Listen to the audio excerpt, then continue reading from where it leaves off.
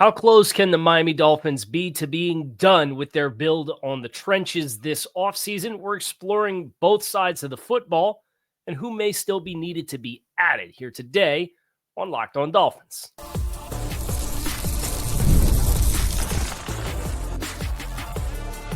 You are Locked On Dolphins, your daily Miami Dolphins podcast, part of the Locked On Podcast Network, your team every day. All right, Miami, welcome to another episode of Locked On Dolphins. It is your team every day here on the Locked On Network. I'm your host, Kyle Krabs, a lifelong Miami Dolphins fan, host of Locked On Dolphins, co-host of Locked On NFL Scouting, author of Touchdown Miami on Substack.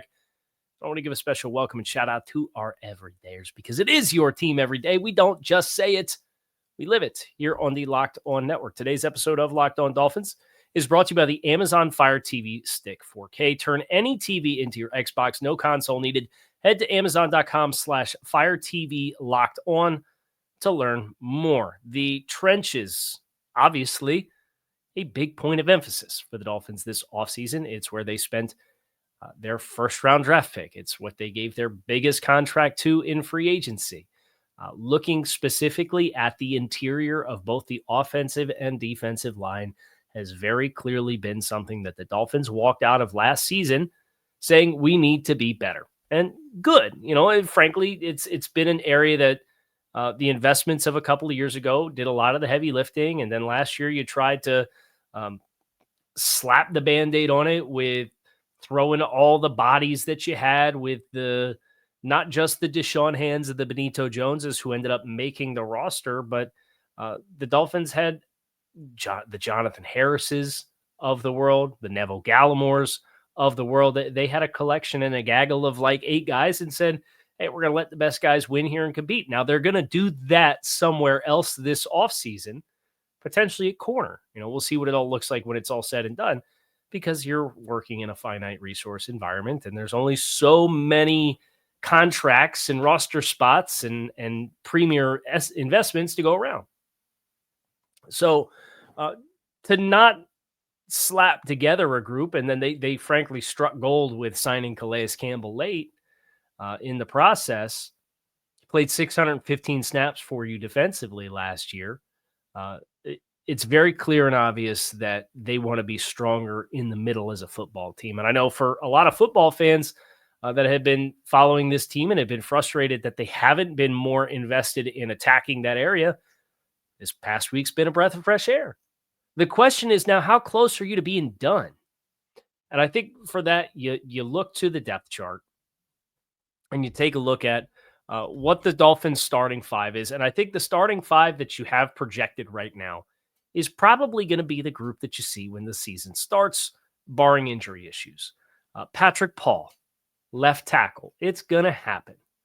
James Daniels, probably going to be slated next to Patrick Paul, which is an idea that I've kind of been a big champion of. I'm glad to see that their other marquee offensive line investment, the one that they invest in multiple draft picks in, is somebody who's spent the vast majority of his career, all but 350 snaps on the right-hand side of the line of scrimmage. So Patrick Paul, James Daniels, Aaron Brewer, Jonah Savainaya, and then Austin Jackson. That's your projected starting 5 for the Miami Dolphins. All things considered, I think this group has a lot of potential. I think this group has a lot more forceability at the point of attack. And obviously, how good Jonah is upon first entering into the league is going to be a big determinant of the ceiling of this group, just like what kind of leap Patrick Paul makes, hopefully staying at left tackle and not being asked to play right tackle, because I thought the tape was much better on the left side than it was on the right side last year. And getting a veteran like James Daniels, well, what's the bounce back? There's fair questions for this offensive line group, but I look at it 1 through 5 across the board, and I feel a lot better about it than I did probably 12 months ago. And that's, you're going to be without Teron Armstead. And the fact that you feel better about it without Teron Armstead is a testament to how top-heavy that group was last year. And Brewer at that point in time, 12 months ago, was kind of a shot in the dark, right? It was a projection to center. How was he going to play? Didn't play particularly well in Tennessee. Well, it turns out the Tennessee offense was just kind of a hot mess and didn't put him in a lot of positions to be successful. He was a successful player for the Dolphins. I think he's a quality starter at center for the Dolphins. And then I think Austin Jackson's recovery from injury is another question. So this is by no means lock, stock, and barrel. Hey, the Dolphins are locked and loaded. They're ready to roll. This could be a great offensive line. I'm not saying any of that. But I have less questions than what's Isaiah Wynn's status because he's always hurt.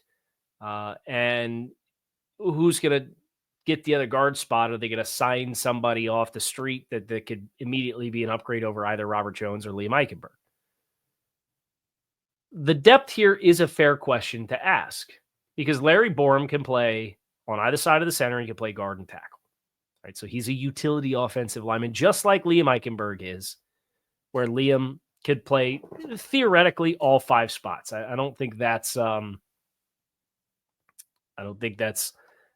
something you want to see materialize, but he's physically capable of playing all 5 spots. And he knows the offense at the very least. Beyond that, I think you're kind of wide open. And that gives you 7 names. In a perfect world, you probably have 2 more. I would assume one of them is going to be Keon Smith, who's coming back. He had a injury in the preseason last year and potentially could have kept Patrick Paul off the field last year and allowed Patrick to redshirt if he had been healthy because Keon was the 4th tackle in 2023. I would not dismiss the idea of Keon Smith, in which case you probably need one name, and it doesn't have to be a center eligible player, but it should realistically be somebody that has more than one position flex to play and to afford. Because Keon has some of that, but most of his reps and opportunities have come at tackle, and then you see in training camp and in the preseason, they kind of let him mix it up at guard a little bit, and it just doesn't move the needle for me versus what he is at tackle. So I think you have a tackle, an unequivocal tackle in Keon Smith, who if you told me he was what would by extension kind of be your 4th tackle if you're including Larry Borom in the conversation, I'd say, okay, that should be an appropriate role for Keon Smith. I think Borom will be a good scheme fit. I'm not overly concerned about him being like a depth or rotational player. I don't think he's a world beater, but realistically, there's such a scarcity of offensive linemen across the league. Your last guy's not going to be a world beater. It's just not the world that anybody's going to live in. I think you need one name with position flex for an offensive line to say, okay, this can be the 8/9 if you're including Keon Smith in that conversation that you can go into the season. Who are the names left? Glad you asked. We're going to look at that at the end of the show, but not before we look at the defensive side of the ball, where there's some interesting dynamics at play and what kind of snaps are available. What kind of snaps should we expect for Kenneth Grant? What kind of snaps should we expect for Jordan Phillips? Man, this is going to get some taken used to. Another Jordan Phillips at defensive tackle for the Dolphins. We're going to get into that next here on Locked On Dolphins. Make sure you guys stick with us. Ever check your bank account and wonder, where'd all my money go? Between dining out, online shopping, and entertainment at your fingertips, it's easy sometimes to lose track. That's where Monarch Money comes in. Your personal CFO gives you full visibility and control over your finances. It's not just a budgeting app. It's a complete financial command center where you can track all of your accounts, your investments, and your spending all in one place. So you can stop managing your money and start building wealth. When you use Monarch, maybe you'll realize just how much you were spending on those 2-door delivery services that you could get with just a few taps on your phone. The convenience is great, but Monarch Money can help get you recalibrated. Take control of your finances with Monarch Money. Use code LOCKEDONNFL at monarchmoney.com for 50% off your first year. That's monarchmoney.com, code LOCKEDONNFL for half off your first year. The defensive line is obviously interesting because the Dolphins are getting Jalen Phillips and Bradley Chubb back, at least to start. And then the durability of that group is also fair to question. But you look at the snap takers. I have the snap taking or the snap summary up from last year. The highest snapping defensive lineman on the team last year was Zach Sealer, who missed 2 games with some dumb eye injury at practice that cost him the 2 pivotal games that you lost. You lost the Cardinals game.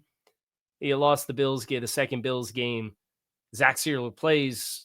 Maybe you win those football games, but that's neither here nor there. Zach missed a couple of games, and his absence hurt you. But the next highest snapping defensive lineman on the team was Emmanuel Ogbah, with 733, who is off to Jacksonville and did sign his contract before 4 p.m. yesterday. So depending on what the base value of that deal is, it might have opened the Dolphins up for another compensatory pick. Fingers crossed. We'll see. Calais Campbell, third on the team, 615 snaps. And Chop Robinson on the edge. Then Deshaun Hand at 563. Benito Jones with 481. That's it until what? Quentin Bell, 257. Jalen Phillips, 134. Right. So the front kind of does blur the lines a little bit as far as guys that play on the end, guys that can get some passing opportunities and line up inside. Bradley Chubb reduced inside, Chop Robinson mugged up on interior gaps as a stand-up player. There's a little bit of ambiguity here, but here's what we know. We do know Emmanuel Ogbah's gone. That's 733 snaps. I'm not a math guy, but I can figure this out with the calculator. 733 snaps. Calais Campbell's also gone, and that is 615 snaps. Deshaun Hand is also gone. And Deshaun Hand had 563 snaps. That's 1,911 snaps between those three players off the books. Now, let's assume that a third of that workload between what Calais Campbell gave you as an end and then the Emmanuel Ogbah reps is going to be going to defensive end type players, in which you have Jalen Phillips and Bradley Chubb, who combined to give you 134 snaps last year.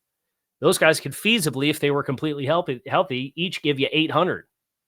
Right now, I don't know how that front structure math works, especially with Chop Robinson also in the mix and probably due to play more than 565 snaps, which is what he did last year. So let's just call it 1,200 snaps on the interior is what you need to fill, right? Because some of it's Calais playing on the end. Some of it is edge guys that will take pass rush opportunities on the interior. Let's just say it's 1,200 snaps between the departure of what Ogbah gave you at times as a base end, what Calais Campbell gave you, what Deshaun Hand gave you. If you told me Benito Jones played about 500 snaps again this year, it wouldn't faze me. I think he's a quality depth player who has a certain role to play. And he played 481 last year, right? But anything you would add to that workload volume is on top of a base of already playing 480 snaps last year. So let's just call it about 1,200 snaps of vacancy. I think it's Kenneth Grant's draft status as a top 15 player in the class, kind of the marquee player, a guy who can play in the A-gaps, but is not a nose tackle. Don't typecast him as a nose tackle. He played 72% of his career snaps in the B-gap. He can be an end where you can have a nose tackle in and you can put Kenneth Grant and Zach Sealer as the odd front ends, right? He's a supersized player to play in that front, but that makes him a very difficult matchup. So he could play base end. He could play in a 3 technique. He could play in a 4-eye. He could reduce down and play a 1 tech or a 2-eye. He could play head up on the nose. That's going to be 600 snaps. Like that, provided Kenneth Grant's healthy, Kenneth Grant should be taking at least 600 of your snaps, which would leave you with another 600 snaps of vacant opportunities on the defensive front. Do I think if things went right for Jordan Phillips, he could take the other reps? Close to all of them, or if not all of them, maybe you offload 100 more than what Benito Jones, instead of Benito Jones playing 481, he takes the 563 reps that Deshaun Hand had last year, and it's about 100 more snaps, and then you're down to 500 snap vacancy. Yeah, I could see. Is it ideal? No. The point being this, if you told me Jordan Phillips played 400, if you set the over-under at 400 or 399.5 snaps this year for Jordan Phillips, I'm taking the over. Like, I see that kind of football player here. He's so naturally squatty and dense. He has the ability to kind of win and penetrate as a run defender. The pass rush stuff isn't where it needs to be for him to be an every down player just yet. He doesn't have great length, so that's going to be more of a technical build for him. But man, he's hard to move. He's more of a nose tackle than Kenneth Grant is because of the leverage that he plays with and how dense he is. I think this is a 400 plus snap taker in Benito Jones, or in Jordan Phillips, probably better served to play the Benito Jones role than what Benito Jones was. But I don't want to assume he's going to take 600 snaps as a rookie. I mean, that's a high volume for Jordan Phillips. So I think you're probably one player away here as well. Doesn't have to be a starter that's playing 600 plus snaps. Can he give you 250?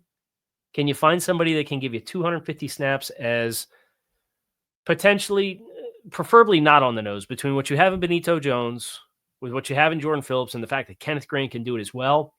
I'd like somebody that kind of blurs the lines between what Ogbah could do as a base end and then Deshaun Hand, like somebody who can fill some of those kinds of snaps, not even at a high volume, right? But 250 potential to play 300 snaps.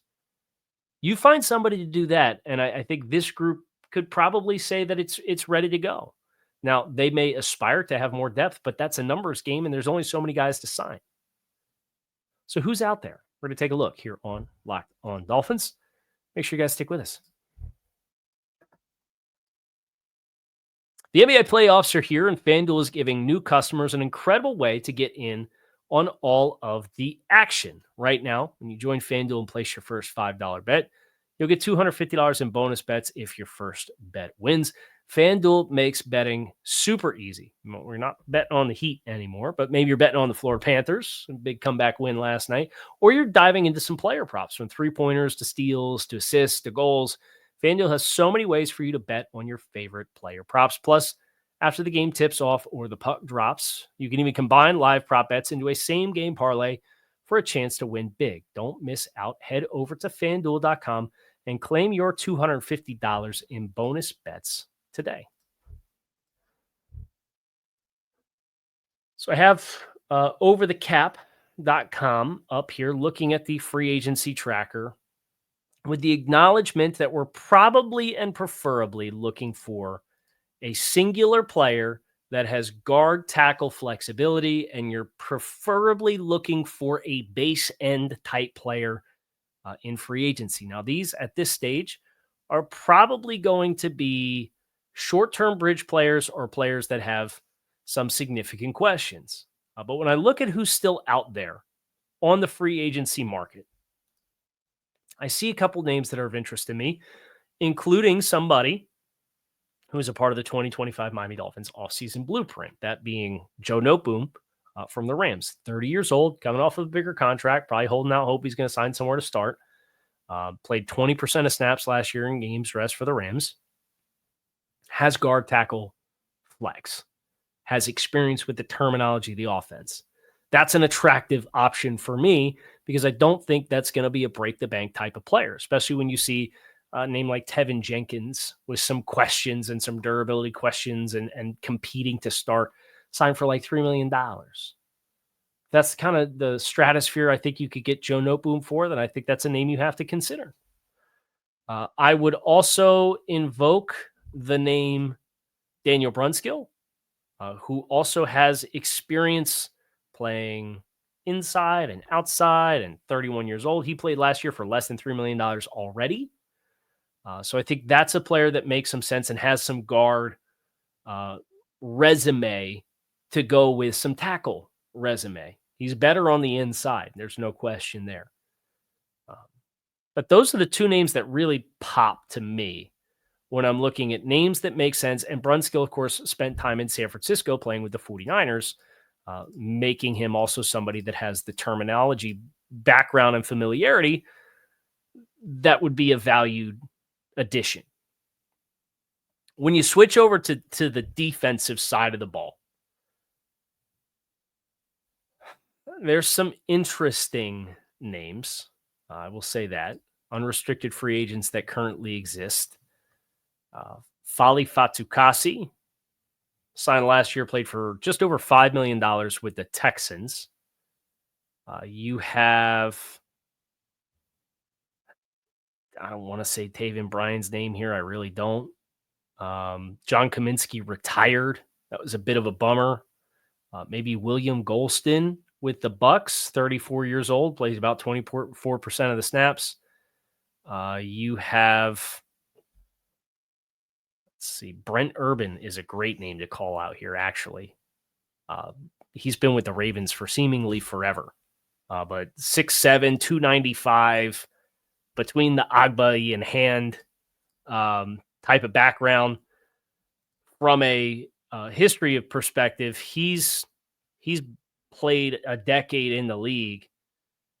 Not a super high floor player, but he's playing about 20% of defensive snaps. And he's only had one season in which he's missed more than a handful of games in the last 5 years. So Brent Urban is perhaps the kind of short-term bridge, is like that extra body in the rotation that I would probably be most inclined to add, because I think Fatukasi is kind of getting more into the guys who can live on the interior, where Urban is, I think, a guy you could play over top of tackles. So Brent Urban, just want to make sure I get all of the background stuff right here in the event that this ends up being a path the Dolphins take. He was the 134th pick in the 2014 NFL draft by the Ravens. He spent 7 years in Baltimore, and this past season with the Ravens, he played 196 snaps plus 64 on special teams. I'm not a math guy, but that's 260 snaps total. The year before, it was 280 on defense. The year before in Baltimore, it was 299. Let's give Brent Urban a call. Let's see what he's up to. I think that'd be a great kind of last piece depth base end add to give the Dolphins just a little extra insurance for their rotation to help keep these young guys fresh and get some extra insight and veteran experience into the room. And did not play for expensive amount either. That should not be much more than a minimum salary player at this stage of his career. And he's on the market. So those are the names. I'd either be calling Joe Noteboom and Daniel Brunskill on offense. I'd be calling Brent Urban on defense. And then I'd probably say this is with the young guys we got in-house now. They're going to have to play. And we're going to line up. We're going to play football. At least in the trenches. That's going to do it for us here today on Locked On Dolphins. It is your team every day. I appreciate you guys, as always, for checking out the show. Make it a great rest of your day here on this Tuesday. And I'll be back to talk more Dolphins football with you soon. Go Fins.